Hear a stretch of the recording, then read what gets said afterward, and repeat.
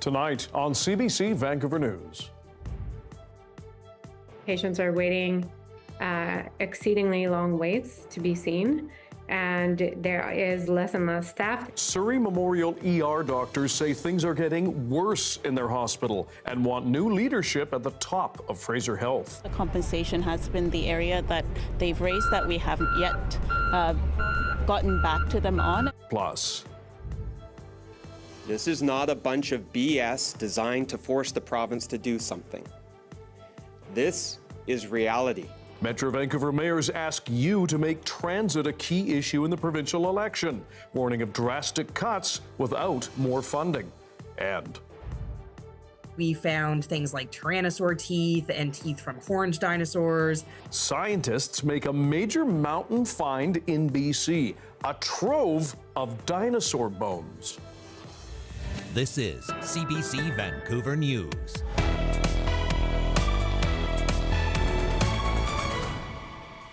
Hello, I'm Dan Burritt. Thanks for joining us. Emergency room doctors at Surrey Memorial Hospital say working conditions are so challenging right now, it's time for new leadership at the top of Fraser Health.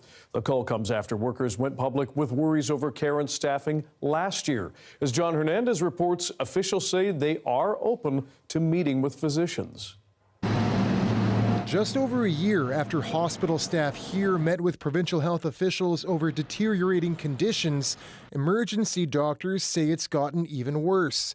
On Thursday, Surrey Memorial ER doctors sent a letter to Fraser Health CEO Dr. Victoria Lee saying, quote, "Despite repeated and urgent attempts to alert you to the worsening conditions in our emergency department, we have received little response directly from you. They say the department has seen a 30% increase in patients since 2021, rising to nearly 180,000 visitors annually. But over that time, they say staffing shifts have risen by just 8% a month. Wait times for walk-ins often exceed 12 hours, and physicians worry it could soon climb to 24 hours. I can tell you that I think that letter is very accurate. Claudine Stornis-Bliss, a maternity ward doctor at the hospital, says there has been little change since physicians spoke out publicly last summer. Patients are waiting exceedingly long waits to be seen, and there is less and less staff to be able to take care of them. And it's demoralizing for my colleagues. The Premier and Health Minister responded to the doctors' concerns while gathered at the construction site for Surrey's new hospital. As you can see over my shoulder, one of our key responses to take pressure off of the emergency room in Surrey Memorial Hospital, building that second emergency room. But that ER won't open for at least 5 years. Physicians say the province needs to do a better job recruiting new doctors right now. They say better compensation could help solve the problem. They've made a proposal around how we compensate doctors because they think that's a part of it, and we'll absolutely look at that. Staff have also called for new leadership at Fraser Health, but its CEO says she has no intention of stepping down. There's always going to be challenges in healthcare system, and I think we've worked with the physicians very closely. Leanne Dix say the lines of communication are open and are willing to speak with doctors in the coming days. John Hernandez, CBC News, Surrey. It has been 3 months since BC's first chief scientific advisor for psychiatry, toxic drugs, and concurrent disorders was appointed. He's involved in the BC government's plan to expand involuntary care for people who have mental health and addictions challenges, and is addressing concerns being raised about the trauma from being forced into treatment that can hit somebody. I will monitor how the unit that we're opening on remand impacts the well-being of people that are incarcerated with mental health and substance use disorder, how the approved home impacts the life course trajectory of those folks, and how the new mental health centers impact the outcomes. On the weekend, the Premier pitched that the province would open mental health units at correctional facilities and regional facilities that would provide long-term care and housing for those with mental health needs. As we told you on Monday, the federal government is relaxing some mortgage rules meant to stimulate the housing market and help younger buyers get in. But as Mira Baines reports, there are questions over who will be the real winners. Loosening of some mortgage rules could see buyers qualify to take on more debt to buy homes. The new rules appear to be targeting younger buyers struggling to qualify for missing middle housing. It is going to put the dream of home ownership in reach for more young Canadians. Two significant changes include increasing the insured mortgage cap from $1 million to $1.5 million to help Canadians qualify for a mortgage with a down payment below 20%. The other big change is expanding eligibility for 30-year mortgage amortizations to all first-time home buyers and to all buyers of new builds. The new rules kick in on December 15th. I just concerned how people can afford to live out here. Even dual incomes making $150,000 to $200,000 is still crazy. I'm more concerned with the interest rates being high than that. Are the changes enough to get Gen Z and millennial buyers the keys to a new place? This Vancouver-based realtor is cynical. He says it's an effort to help developers of pre-sale condos that are facing challenges with buyers who need to complete sales but can't afford to. The government has deceitfully framed it as a tool to help first-time homebuyers, and I actually think it's a policy measure that is brought in to support the banking industry and the development community. Inventory has been building across the province. Sales are down by 20% year over year, according to the BC Real Estate Association, and things could shift after mid-December. Welcome news and should help stimulate a little bit of demand into next year. There's enough listings right now to absorb that demand without causing prices to really accelerate. Interest rates have also dampened sales. There is some speculation whether Canada will see deeper rate cuts going forward, stimulating the housing market. Mura Baines, CBC News, Vancouver.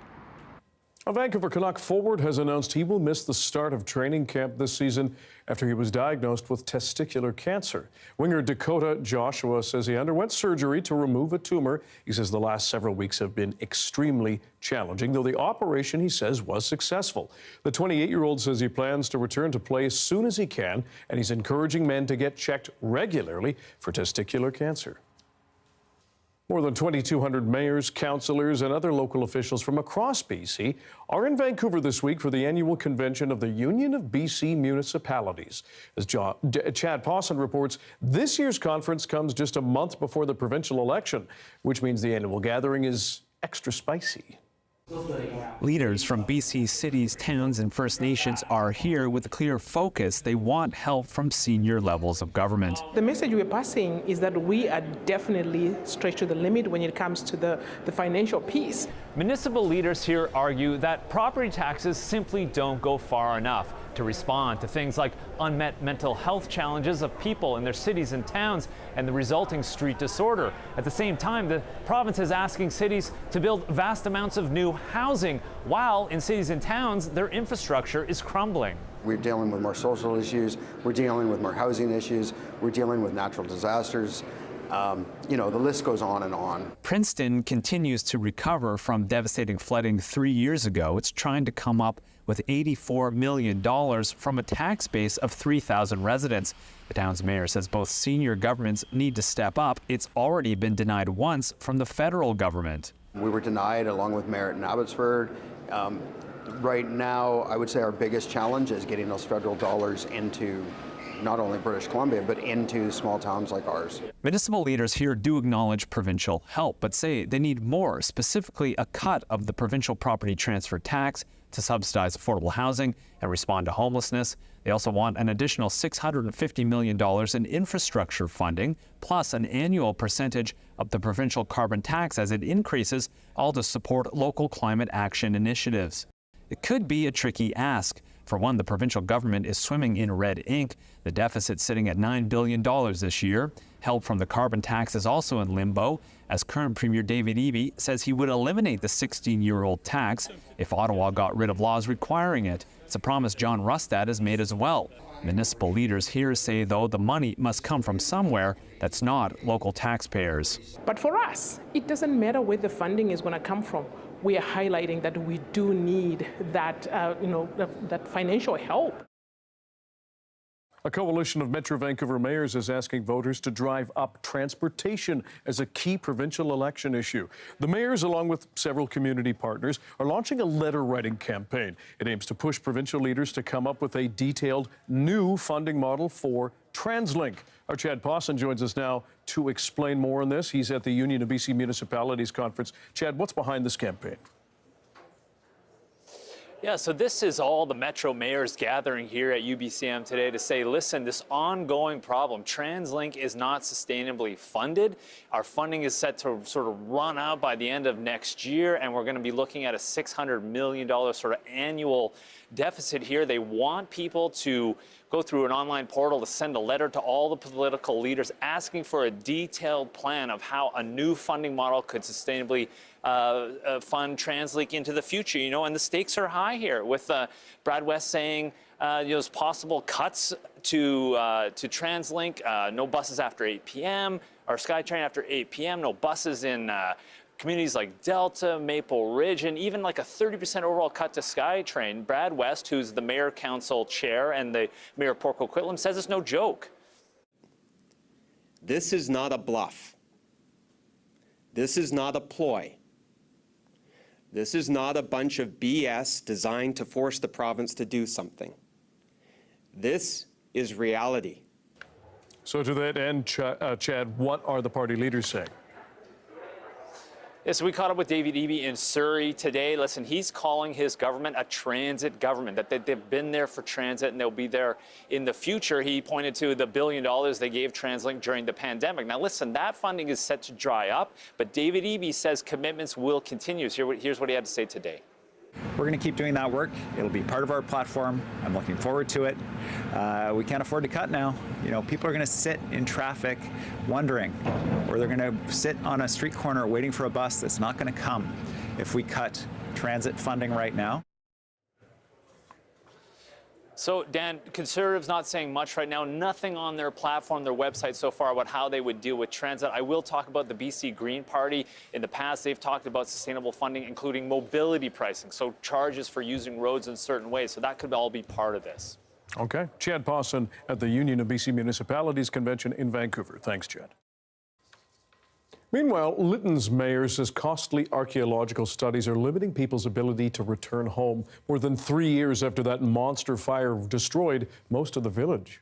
The delays and costs associated with these studies are placing an overwhelming burden on the residents who are already grappling with so much loss. Mayor Denise O'Connor says the province ought to pay for the studies, which are required before building permits can be issued.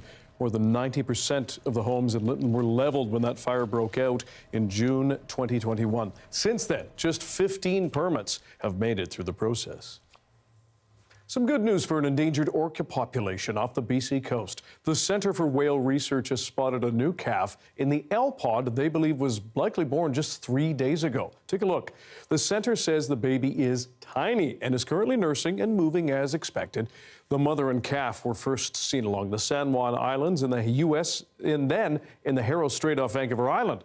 They're currently being monitored. The L pod is the largest of the 3 southern resident killer whales observed by the centre.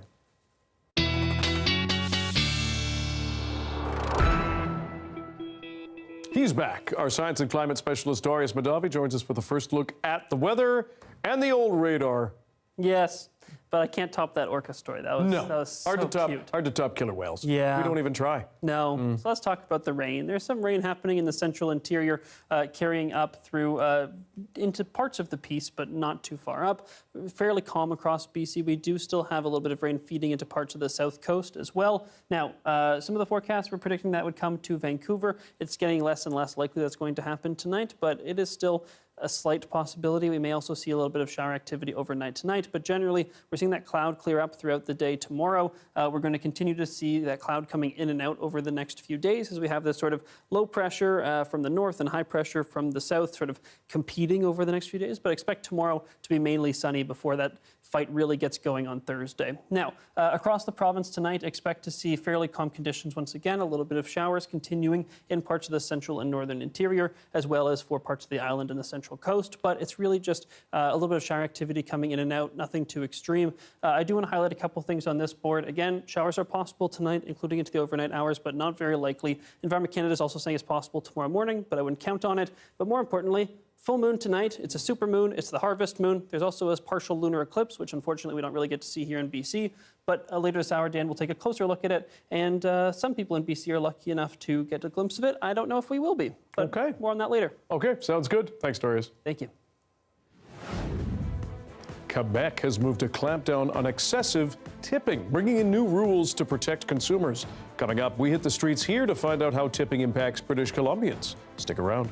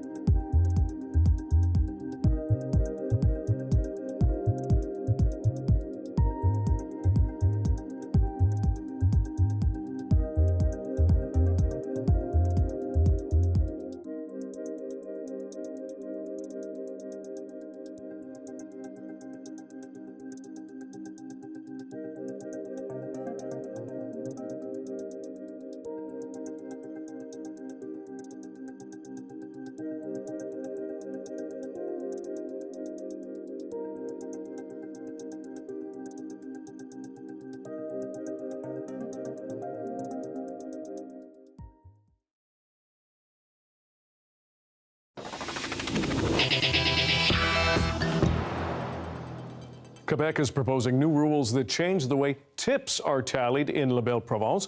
Instead of being calculated after sales tax, they will now be totaled before, decreasing the total percentage amount. The workers will be the one will be much impacted with this bill because they will have less tips. On the other hand, the association says after this change, restaurant owners might end up paying fewer credit card fees and income tax on declared tips. Now, tipping rules may change in Quebec, but they remain the same here in BC. And if you think you're being asked to tip more and more often, you just might be. We asked people in Vancouver what they think about tipping right now. You're asked to tip for things that make no sense, like somebody handing you over a bagel. I think if the service is good, then they should be tipped. I would prefer if people, I like the Japanese culture where I would assume that you just get paid more and it wouldn't be tipping, so that people would just get the service that you would expect to get. Just the way it is, it's frustrating because it adds everything's so expensive anyway, and then you're adding 10.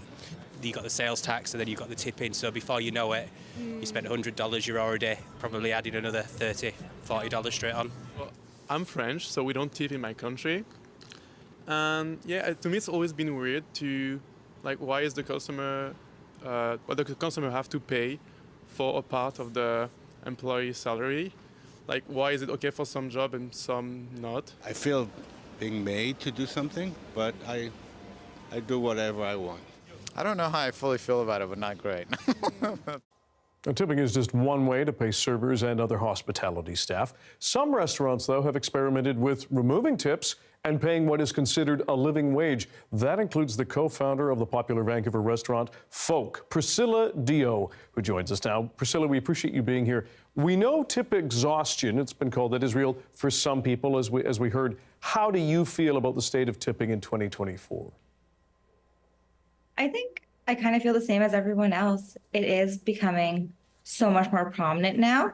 You go to get an oil change done and they're asking you for a tip. You grab a coffee and they're asking you for a tip. And I feel like because it pops up on every single terminal that you're paying at, you do get a little bit overwhelmed by it. And so, yeah, I feel like it's a pretty universal feeling across the board. When you decided to get rid of tips and pay what's considered a living wage, first of all, what was the reaction from your staff? So we actually started out as always being a no tipping restaurant. So our staff really knew no different. They knew coming in that we weren't going to be your standard tipping model. And so I think because we started out that way, that was our advantage. I can totally see how an existing restaurant would have that issue, but we never had to deal with it. And have you been, how tight have the books gotten, given that you decide to pay people more up front, but there are no tips? Because we had always planned on being this way, we had budgeted for having higher payroll expenses. And so it seems pretty on par from what we had assumed it would be. I mean, restaurants always have pretty slim margins, but we're making it work. What sort of feedback have you and your staff gotten from customers? I feel at the beginning when customers first started learning about us, we did get a little bit of backlash because people assumed that we weren't paying a living wage or we were just paying minimum wage and not having tips on top of that. But then as customers started to realize that we do pay a salary and we offer benefits, that they got a little more comfortable with it. And I think now people love it because they're able to come in, have this really nice meal, have a lovely experience, and not have to tip on top of it. And they know that the staff are paid well for what they're doing, and there's no concern there anymore. And lastly, we appreciate your time. For other outlets, restaurants, regardless of the business that might consider this, what would you say to them? It definitely is going to be a higher cost up front, but it feels really good knowing as a business owner that we're the ones responsible for taking care of our staff, and we're not leaving it up to our guests to do it. And we can ensure that our staff are paid well, they have a work-life balance, and they're taken care of. And you find you get loyalty back from your staff? Definitely. I think they really do appreciate the stability from it. And they do love having that just work-life balance of knowing oh yeah, hey, I know how much money I'm making at the end of the week. I don't have to stress out about it, pick up an extra shift because we had a slow night this week. Priscilla Dio, we appreciate your time and your perspective. Thanks for joining us. Thank you. An extraordinary and frightening attack. At least 9 dead and thousands injured after pagers explode across Lebanon. That story's next.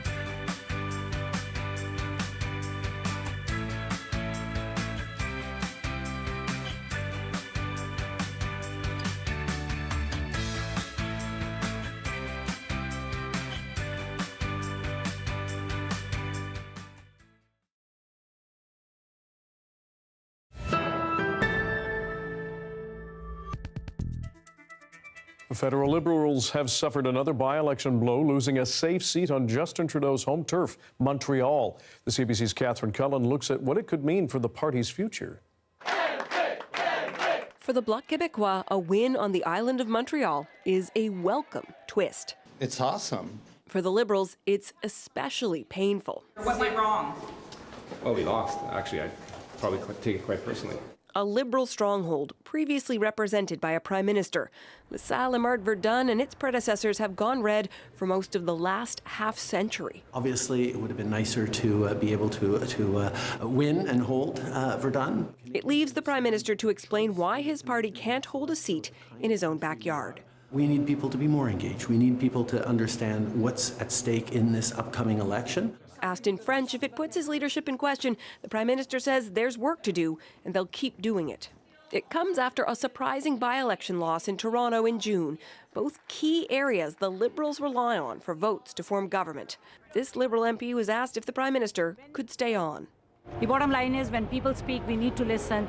In fact, there is no way for the Liberals to dump their leader, and he insists he will fight the next election. People are done with the Liberals. They're done with Justin Trudeau.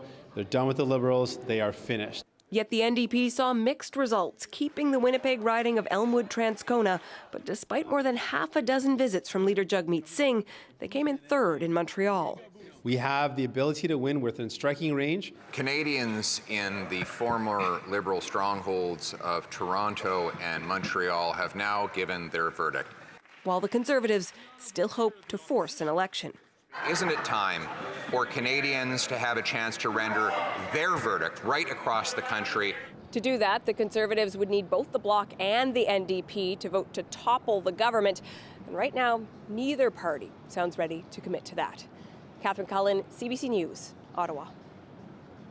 To another heated moment on Parliament Hill today, federal NDP leader Jagmeet Singh confronted a protester who was heckling him, calling the man a coward.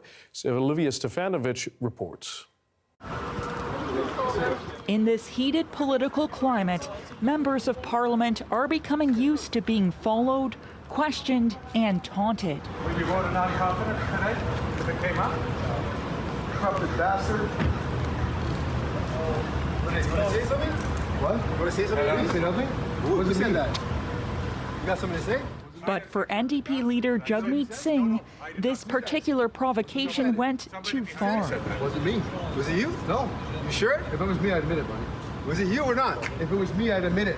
What'd you say then? Singh got up close, confronting two men after being insulted. My word, you sure it's not you? No, 100%. You're a coward. You're not going to say it to my face. That's what's up. Say what? If I said something like that to you, I'd admit it. The incident unfolding right in front of the Parliamentary Protective Service. It happened here, just steps away from the House of Commons, where around the corner protests are ramping up. Targeting the Prime Minister and other elected officials on their way to work. Why are these people allowed to get so close to us? It's left some MPs shaken. Somebody's going to get hurt, and I think what happened today was an absolute disgrace that a national leader was left by himself to defend himself. This isn't the first time Singh has faced aggressive verbal attacks. Why did you lie about it? And he's not the only one. Christia, yes. You doing in Alberta? The Deputy Prime Minister, part of a growing number of Canadian politicians facing hostility. Think of all these protesters. They're right to be there. Still, most MPs say demonstrations should continue, as long as they remain peaceful. It's a difficult balance because I want the parliament to be the people place also. But it's the people at the center of our politics, increasingly facing confrontations as part of their public life. Olivia Stefanovich, CBC News, Ottawa. Despite the sharp partisanship already on display in the first few days of Parliament, MPs did pay their respects to former longtime Chilliwack MP Chuck Strahl, who died in August after a journey with cancer. Chuck would always be able to slice through all that, simplify the complicated, and bring it right back to what this would mean for the Canadian people themselves. We're from different parties, but Chuck always had time for my concerns, and I can truly believe that's how ministers and members of Parliament should act.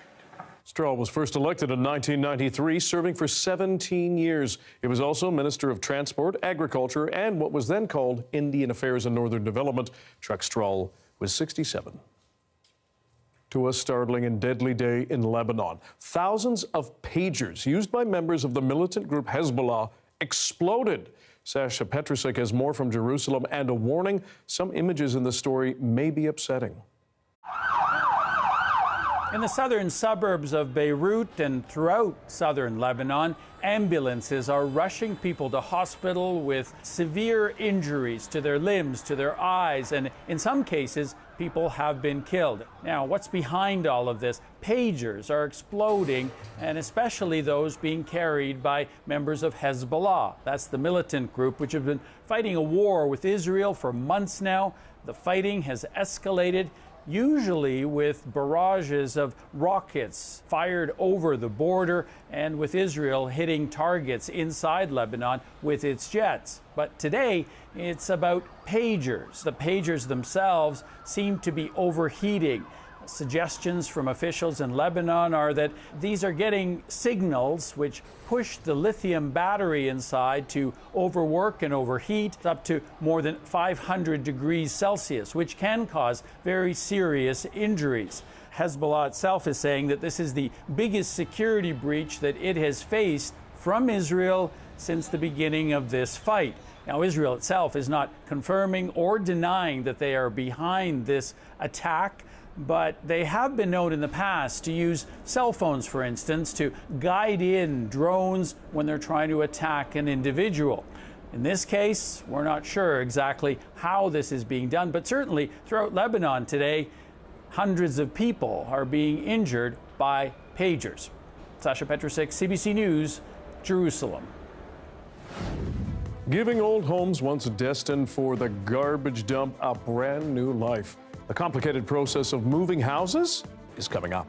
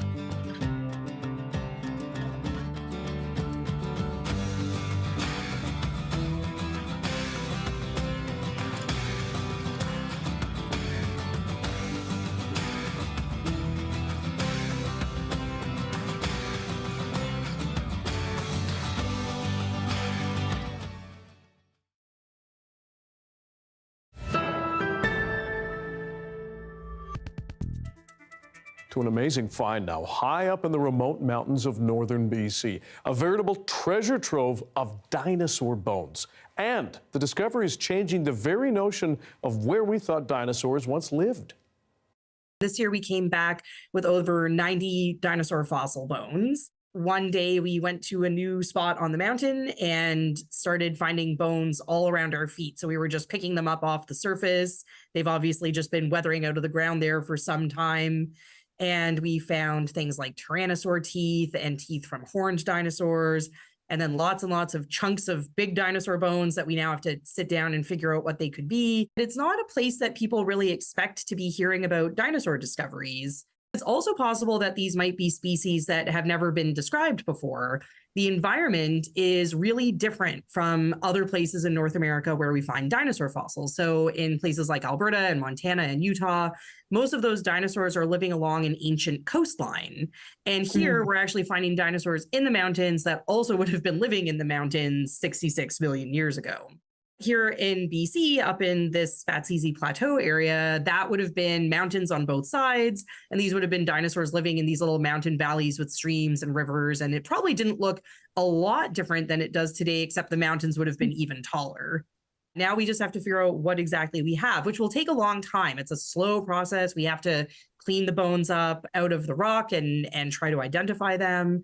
So these discoveries, you make a lot of discoveries in a short period of time in the field, and then it takes a long time to figure out what you've actually found. But that's kind of the fun, exciting part of it. Fun and exciting. They found dinosaur bones on the top of a mountain, Darius. You got to be nerding out about this. I absolutely am. I was so excited to see it. Cool. I did fully watch that before just now because I couldn't wait. I watched the full interview. It was a surprise. Did you? Yeah. Oh, sweet. It was so good. Yeah, northern BC, not a place you usually find dinosaur bones, especially at the top mountains. Now we know. And you've got something else fun to tell us about. Another celestial body. Yes, this is the moon. Oh, thanks. As you can see. Thanks. Tonight there is a supermoon, and I'm going to talk a little bit more about what that means. So the moon is not always the same distance from Earth. And so when we have a supermoon, it means it's at its closest approach, or perigee. So it is quite a bit closer than when it's at apogee. With that being said, it's not something that you'll really notice with your eyes. Now you can see in this photo, it does look quite a bit bigger, but this is comparing it to when the moon is furthest away, not the average full moon that you get, but about 14% larger, 30% brighter than when the moon is furthest away.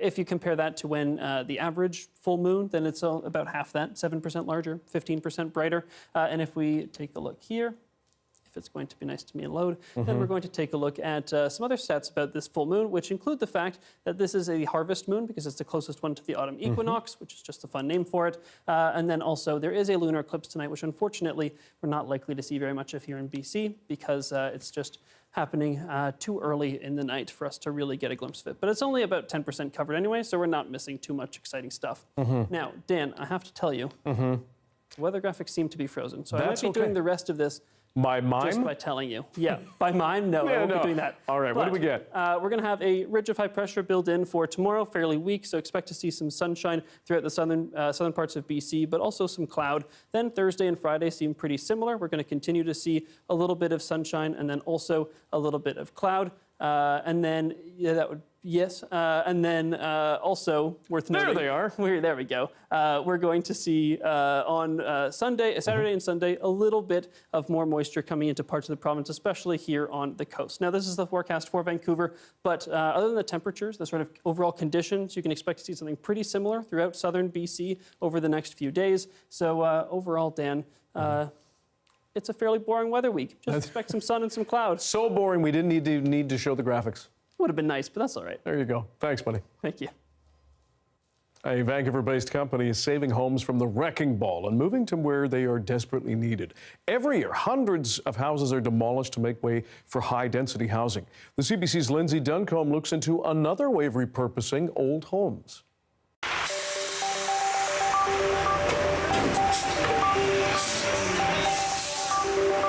These neighbors are staying up to watch a spectacle.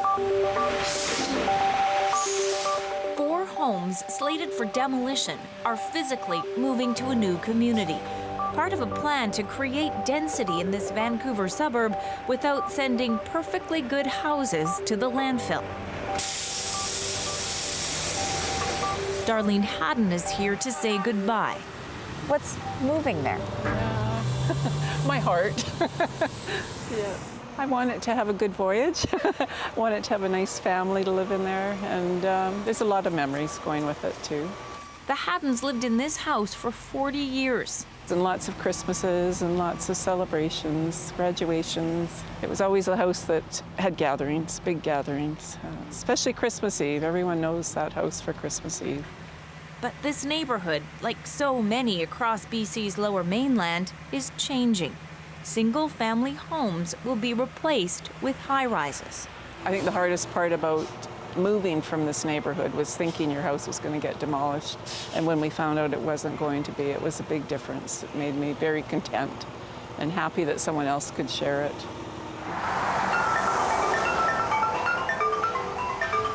Drive around Vancouver and you'll see block after block of this. Homes sold in a land assembly. Developers pay a premium to buy houses, demolish them, and build condos or townhouses. Governments support higher density housing. BC changed zoning rules to allow more duplexes and triplexes, a way to create much needed housing for a growing population. So the way that homes are moved is from the floor joists and up. But something about all that didn't sit right with Glenn Lewis. I was driving around Vancouver and looking at hundreds and hundreds of homes that had land assembly signs in front of them, or then a week or two later that would have a demolition crew bulldozing these homes. And when I looked at the condition and the quality of these homes, it just seemed unbelievably wasteful that developers were paying money to tear down what looked like perfectly good homes. When you drove by and saw those land assembly signs, did you have a background in construction? Nope. In fact, Lewis's background is in politics and activism. And so I think really at my core, personally, and at the core of this company, it's about being agents for change and saying we can do development differently, we can do it more responsibly.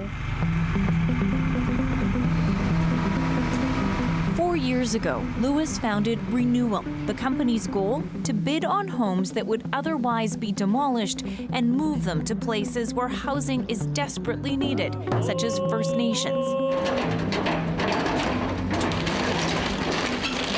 And it keeps building material out of the dump. About a third of all waste in Metro Vancouver landfills comes from construction. Metro Vancouver is one of the demolition capitals of the world right now. The amount of waste, the amount of demolition happening is absolutely incredible, and I would argue sickening when you see what's happening. So when was this home built? So this home was built in 2017, so about 8 years ago. That's right. This house, slated for demolition, is just 8 years old. Renewal is prepping the home to be moved to an Indigenous community more than 100 kilometers away. That's kind of an impressive sink. It looks modern and fancy to me. This is the kind of stuff that ends up in our landfills every day. You would pay hundreds of dollars for that at Home Depot. That's right. Moving the homes is a logistical feat. The moves happen overnight when there's no traffic. First, houses are loaded onto trucks, streets are closed, power lines turned off. The goal is getting the home to water, where it can be reloaded onto a barge, then moved by river or ocean to communities along the coast. What was it like watching this move? Well, it was really neat. This particular house, they actually drove right underneath the SkyTrain guideway. Craig Hodge is the city councillor in Coquitlam. He says these 4 homes were saved from demolition. Now they're being stored on a city lot before being moved to new communities. We're now looking at policies to improve the procedures for moving homes so that it becomes just as easy to move a home as it is to demolish a home. That means helping with route planning and speeding up permits. He says it won't work for every house, but there's certainly an opportunity. And what I'd like to see is a requirement that all homes undergo an assessment for moving before they're demolished. Not all homes can be moved, only about 20% can. But if you look at the 3,000 homes that were demolished this year in the Lower Mainland, 20%, that's 600 homes that were candidate for moving. All of this sounds expensive to me, right? Like finding the crews to move the homes, to build the foundation in the next place. How is this affordable when compared to building new? It is. I'm surprised by it. It's about 1/4 of the cost. When you consider materials, labor costs, and distance, Renewal estimates moving a home can cost 20 to 40% less than building a new one. So there is money to save doing this. When you see these homes sitting here, what does it make you think of? I think I see the history of the neighborhood that they came from, but I also see a future where these homes can provide shelter and housing and memories for new families.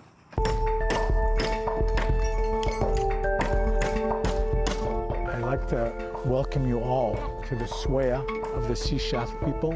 This is one of those neighborhoods, a brand new subdivision on the Seashaf Nation on the Sunshine Coast. Of the 34 homes planned here, 10 are saved from demolition in Vancouver suburbs. I need to house people yesterday. So with this development that we have in the process now, that's going to help us with that, with those 200 people. And if we were to start from scratch, and start building them, it would have taken us a little longer. This route is a little bit more quicker and a little bit more cost-friendly. Multiple levels of government helped fund the subdivision. The nation is repurposing the homes for their specific needs. The top floor, the green part, is the original house. Crews here are adding a brand new main floor, creating 2 separate homes. It was delivered as a ranch-style home. Yeah. And what you see now is what has been You're added. adding the bottom floor, and it'll be is 2 correct. units, 3 bedrooms on top, 2 bedrooms downstairs. Yes. The need for homes grows so much, not just for First Nations people, but, across Canada. It's just something that will continue to grow, and this is one way of kind of slowing that growth down a little bit. This will be affordable housing. The nation is developing a rent-to-own plan, likely based on income. So what I picture, what I see, what I hope, it was my dream, is you will have that single family upstairs, then downstairs in the 2-bedroom unit will be Grandpa and Granny, so the kids will be running downstairs to go and get spoiled by Grandpa and Granny. These foundations are being prepared for the next homes from the Lower Mainland, including Darlene Haddon's home. I think that there's going to be a happy family in this house, and they're going to love it as much as we do, or did. Once everyone has moved in, an open house is planned. Former owners and new will meet. Fresh memories in homes that have already seen so many. Lindsay Duncombe, CBC News, Port Moody. A trip to the movies for a group of seniors was a trip down memory lane, recreating the drive-in movie experience. Coming up.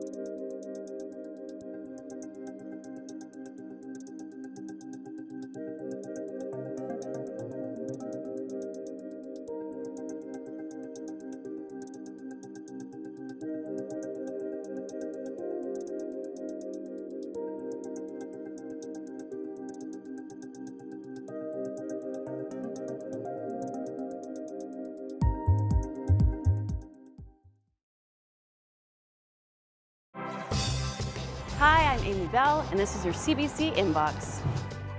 CBC returns as the exclusive media partner of Splash, Arts Umbrella's annual gala and art auction, October 5th.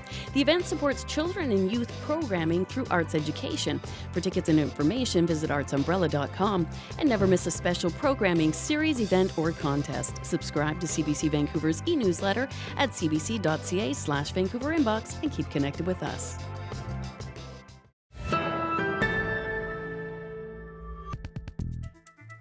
Award-winning BC singer-songwriter Sarah McLachlan is being honored with a Canada Post commemorative stamp. It was unveiled at a ceremony at the Sarah McLachlan School of Music in Vancouver, which she opened more than 20 years ago.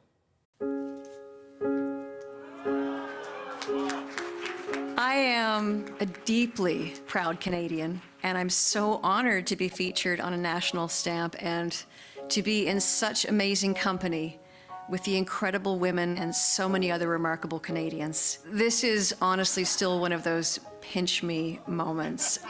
It's amazingly cool. And I wish my dad was here to see this.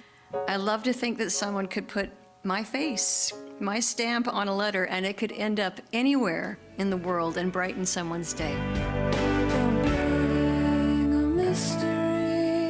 Music has saved me for all of my life. I don't wanna talk. I'm so incredibly grateful to have been able to continue to provide the gift of music to so many children and youth who otherwise might not have the opportunity. Someone dear. Nicely done. Mm-hmm. Good Very looking cool. stamp. Yeah, that's very cool for her. Yeah, I can't wait to have our stamp. Oh, I can't. Neither can I. Yeah. Residents at a seniors' care home in Burnaby were treated to a nostalgic outdoor experience Monday night. A classic movie drive-in theater recreated just for them, and the CBC's Shoria Chetri was there for the fun. Blanche, do you have the new schedule? Yes, Miss McGee. I just had my hands on it. It's a dose of nostalgia, the sound of movie speakers, the smell of buttery popcorn and hot dogs fill the air as seniors at Dania Long-Term Care Home relived one of their favorite pastimes, a trip to the drive-in. It'll be our greatest year in Ryden. It's been 20 years since resident Roy Stacy last went to an outdoor cinema. The experience of going out somewhere, you know, go with your girlfriend.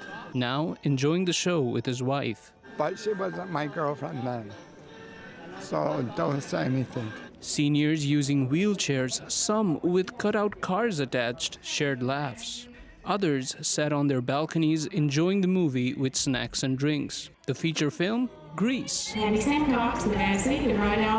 never been to a drive-in before, and I've never seen Grease before. Organizers say it's a way to tap into fond memories that may have faded over time. They remember when they were younger, as teenagers, going in the car, hiding their buddies in the trunk, or their first date with their girlfriends, and now they're able to share this experience with their families here.